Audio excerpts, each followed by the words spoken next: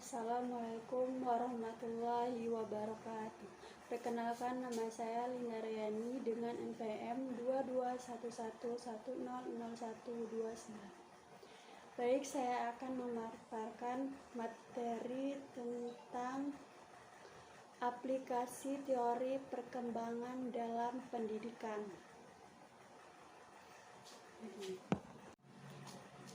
Penilaian adalah untaian penting pedagogi ilmu pengajaran dan pembelajaran. Terdapat 3 fase utama pemilihan, yaitu 1. Penilaian awal atau initial assessment.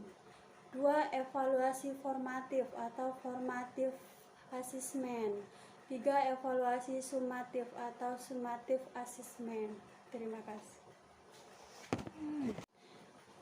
Pengembangan kurikulum dan pengembangan yang sesuai dengan perkembangan peserta didik. Kurikulum adalah salah satu acuan yang diajarkan di sekolah, perguruan tinggi, dan universitas yang diselenggarakan untuk kelompok umur tertentu. Berdasarkan mata pelajaran yang akan diajarkan. Asesmen dan perkembangan peserta didik. Semua kegiatan pembelajaran dapat digunakan oleh guru untuk menilai seberapa baik peserta didik melakukan pencapaian pembelajaran yang diharapkan ketika merancang dan membuat program kegiatan. Membantu meningkatkan perkembangan kognitif peserta didik. C. Teori perkembangan sosiokultural Vygotsky. Seperti yang diketahui bahwa teori kognitif merupakan perilaku seorang individu yang diatur oleh otaknya pada bagian modul sebelumnya. D. Implikasi teori kognitif Vygotsky pada proses pembelajaran. Vygotsky menekankan pengembangan intelektual daripada menyusun pembelajaran berpusat pada peserta didik atau student centered. Pengetahuan dan keterampilan apa yang harus dipelajari. 6. Memberikan asesmen yang tepat sasaran. Banyak pendidik yang belum memberikan asesmen yang tepat untuk peserta didiknya. 7. Meningkatkan retensi peserta didik. Selain asesmen, pemberian latihan secara berulang-ulang juga akan membantu meningkatkan 4. Kategori materi. Guru harus mampu membuat strategi mengajar. Ini dapat dimulai dengan mengategorikan mana materi yang benar-benar baru sampai hal tersulit bagi peserta didik. Selain itu, guru juga harus mampu merumuskan tujuan pembelajaran secara tepat. 5. Peran kurikulum. Sekolah dan perguruan tinggi harus secara eksplisit memberikan pengalaman yang sesuai dengan mendorong perkembangan kognitif dan keinginan alami peserta didik untuk belajar daripada melihat peran kurikulum yang diajarkan sebagai hanya organisasi pengetahuan yang sesuai dengan kemampuan peserta didik.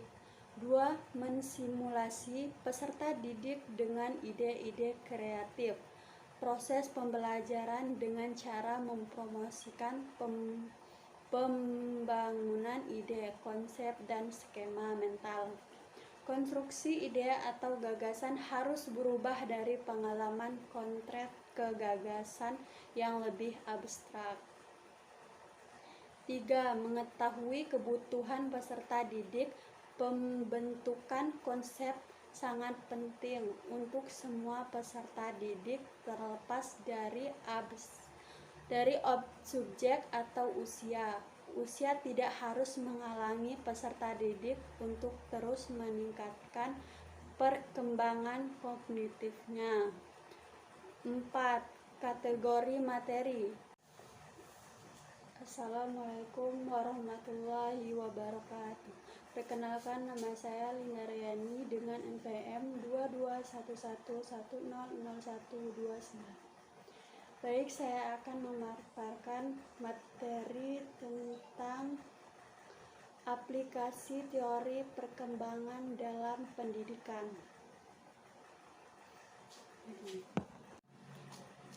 Penilaian adalah untayan penting pedagogi ilmu pengajaran dan pembelajaran. Terdapat 3 fase utama pemilihan, yaitu 1. Penilaian awal atau initial assessment. 2. Evaluasi formatif atau formative assessment. 3. Evaluasi sumatif atau summative assessment. Terima kasih. Pengembangan kurikulum dan pengembangan yang sesuai dengan perkembangan peserta didik. Kurikulum adalah salah satu acuan yang diajarkan di sekolah, perguruan tinggi, dan universitas yang diselenggarakan untuk kelompok umur tertentu. Berdasarkan mata pelajaran yang akan diajarkan. F. Asesmen dan perkembangan peserta didik. Semua kegiatan pembelajaran dapat digunakan oleh guru untuk menilai seberapa baik peserta didik melakukan pencapaian pembelajaran yang diharapkan ketika merancang dan membuat program kegiatan. Membantu meningkatkan perkembangan kognitif peserta didik. C. Teori perkembangan sosiokultural Vygotsky. Seperti yang diketahui bahwa teori kognitif merupakan perilaku seorang individu yang diatur oleh otaknya pada bagian modul sebelumnya. D. Implikasi teori kognitif Vygotsky pada proses pembelajaran. Vygotsky menekankan pengembangan intelektual daripada menyusun pembelajaran berpusat pada peserta didik atau student centered. Pengetahuan dan keterampilan apa yang harus dipelajari. 6. Memberikan asesmen yang tepat sasaran.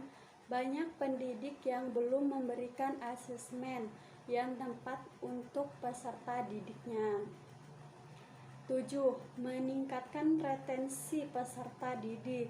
Selain asesmen, pemberian latihan secara berulang-ulang juga akan membantu meningkatkan 4. Kategori materi. Guru harus mampu membuat strategi mengajar. Ini dapat dimulai dengan mengategorikan mana materi yang benar-benar baru sampai hal tersulit bagi peserta didik. Selain itu, guru juga harus mampu merumuskan tujuan pembelajaran secara tepat. 5. Peran kurikulum. Sekolah dan perguruan tinggi harus secara eksplisit memberikan pengalaman yang sesuai dengan mendorong perkembangan kognitif dan keinginan alami peserta didik untuk belajar daripada melihat peran kurikulum yang diajarkan sebagai hanya organisasi pengetahuan yang sesuai dengan kemampuan peserta didik. 2. Mensimulasi peserta didik dengan ide-ide kreatif. Proses pembelajaran dengan cara mempromosikan pembangunan ide, konsep, dan skema mental. Konstruksi ide atau gagasan harus berubah dari pengalaman konkret ke gagasan yang lebih abstrak. 3. Mengetahui kebutuhan peserta didik. Pembentukan konsep sangat penting untuk semua peserta didik terlepas dari subjek atau usia. Usia tidak harus menghalangi peserta didik untuk terus meningkatkan perkembangan kognitifnya. 4. Kategori materi.